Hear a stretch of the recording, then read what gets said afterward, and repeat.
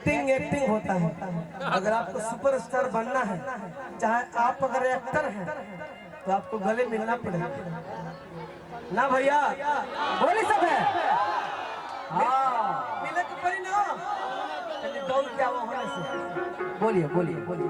इसी के लिए मैं आज तक मूवी में काम नहीं की, एक शॉर्ट ड्रेस के खातिर और इसके खातिर। आप कीजिएगा। एक बात बताएं आपको, सुनिए, रुकिए रुकिए रुकिए, एक सेकंड बोलू सुना।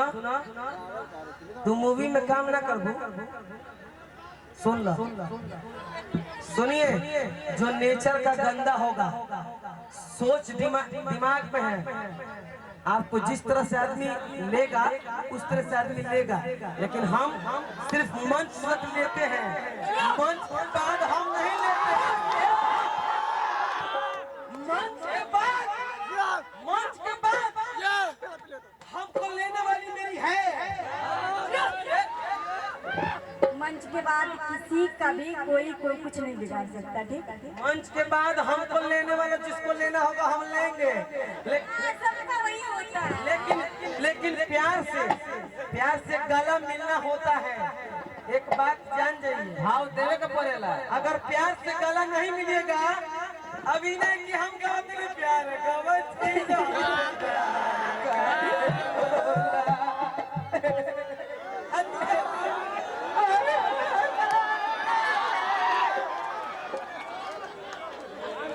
देखो ये कौन बात भाई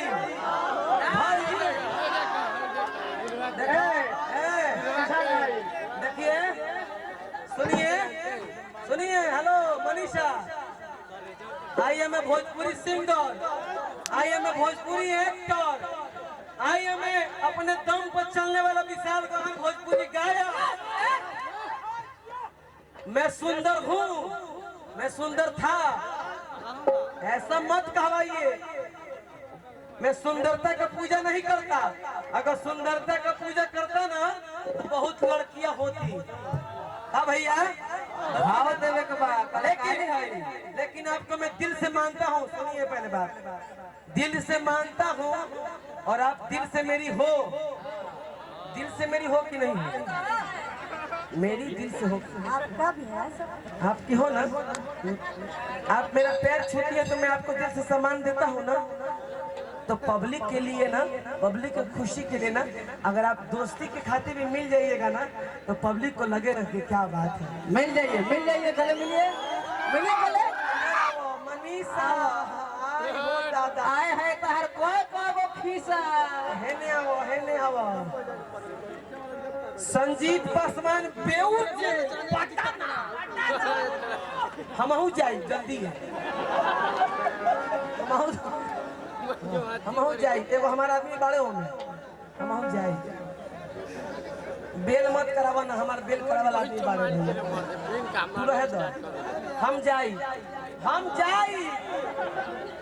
हाँ तनी होना चलो। अरे कि प्यार कौन के प्यार काहे हो,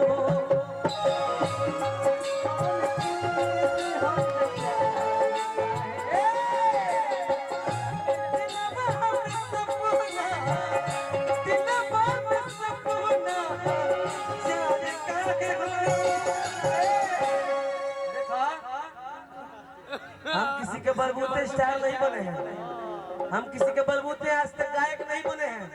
हम अपने मेहनत पे, मेरा बाप जानता है अंजनी सिंह, मैं भी गाता हूँ कि छोड़ी ना मरे कि कोई ना परदेस पिया तो कबहू पगली की याद तोहरा आवेला कि ना। आदरणीय हमारा मुकेश भैया,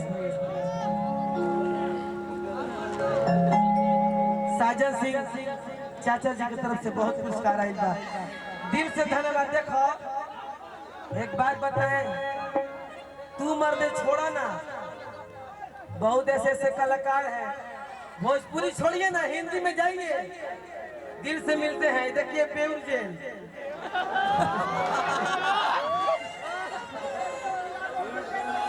मुकेश सिंह यादव बीता प्रमुख हम अब जाई जे तारा चलते जाई अपने गला ना मिलबे हमरा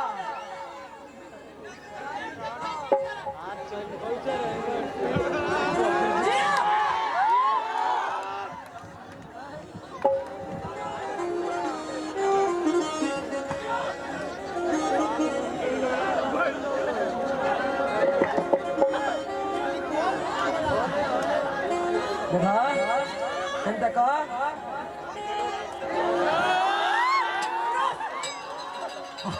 हम तो बॉडी खोलबनी धोती खोली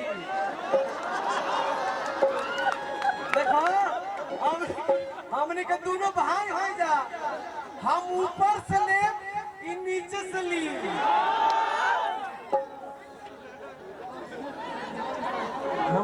मुकेश भैया हाँ अरे भाई साहब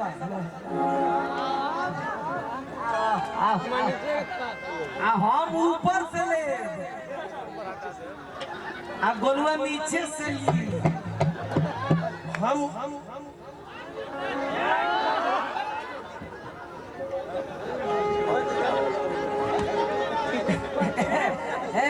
अंजनी चाचा तू पीछे से ला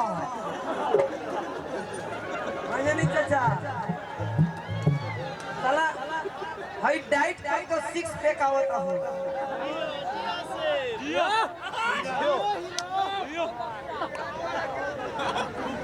मनीषा है ना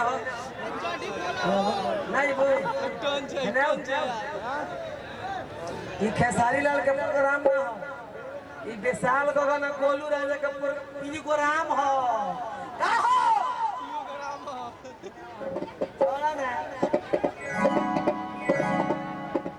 जो भी बोलना है यहाँ पे औरत को देख रहे हैं तब देख ठीक है जो भी लिमिट में कीजिए हम सब कलाकार को सब कुछ पसंद नहीं होता मेरे को जो बुरा है उनसे हम बात करें हम आपको हम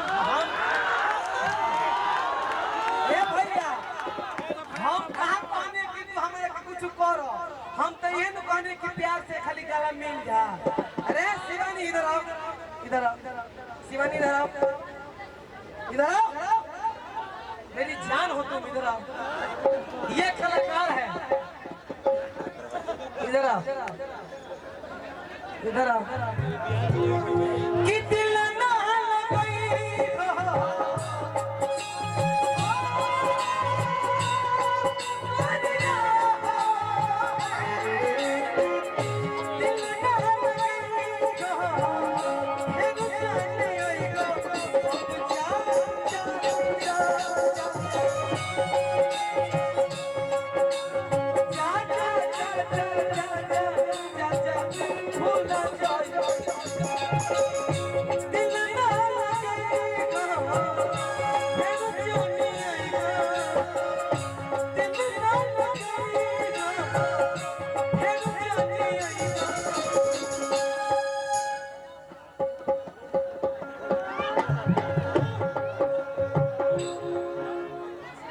इधर आओ ये हमारा भाई है थोड़ा कम मान लो है ना गला मिलो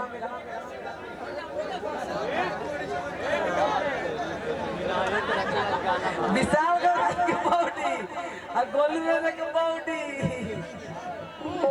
गला मिलो